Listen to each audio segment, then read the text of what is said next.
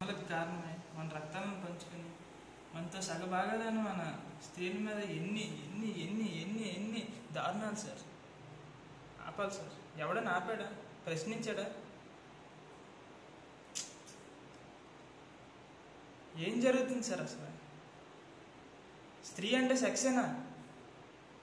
ఏంటి సార్ మనకి దౌర్భాగ్యం? ఏంటి పరిస్థితి? పోలీస్ స్టేషన్లోని, బస్ స్టాపుల్లోని, ట్రైన్లోని, ఎక్కడికి వెళ్తే అక్కడ మన స్త్రీ వేలాది కళ్ళ మధ్య, కామంతో నడిచిన కళ్ళ మధ్యలో నడవాల్సి వస్తుంది మన స్త్రీ. ఏంటి సార్ ఈ పరిస్థితి? జీవితం పుణ్యభూమి, వేదభూమి, కర్మభూమి అన్న మన భారతదేశానికి ఏంటి సార్ ఈ కర్మ? చాలా తప్పు సార్. చాలా తప్పు. మాతృదేవో భవ అని ప్రపంచానికి మన సంస్కృతి గురించి చాలా చెప్పించారు మన దేశం. కానీ మనకే ఏం చెప్పలేకపోయింది. ఏం సార్ ఇది దరిద్రం? రామాసుడు అనే సెక్షువల్ పర్వర్ట్ని, ఒక సీతమ్మ తల్లిని ఎత్తికెళ్ళాడని కోతులతో మన శ్రీరామచంద్రుడు సామ్రాజ్యం చీల్చి అన్నాడు సార్. మనం చూసి ఏం నేర్చుకున్నాం సార్? మనం చాలా తప్పు sir.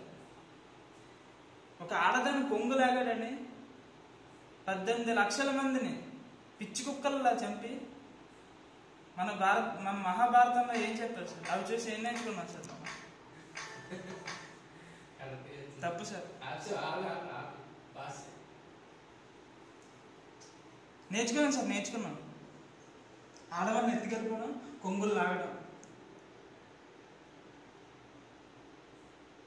Salute your great country sir, salute.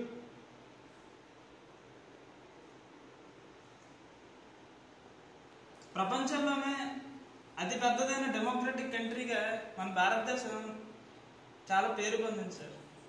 అంత డెమోక్రటిక్ కంట్రీలో ఆడదానికి సేఫ్టీ లేదు సార్. ఏంటి సార్ ఈ పరిస్థితి? మారాలి సార్, ఈ పద్ధతి మారాలి.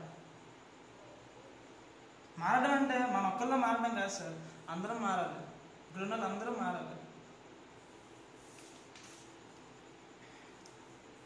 మన అమ్మలు మనల్ని భద్రంగా కడుపులో దాచుకొని కాపాడి కని పెంచినందుకు కనీస కృతజ్ఞతగా మన చుట్టూ ఉండే ఈ ఆడవాళ్ళని మన గుండెల్లో పెట్టుకొని కాపాడుకోవాలి సార్, కాపాడుకోవాలి.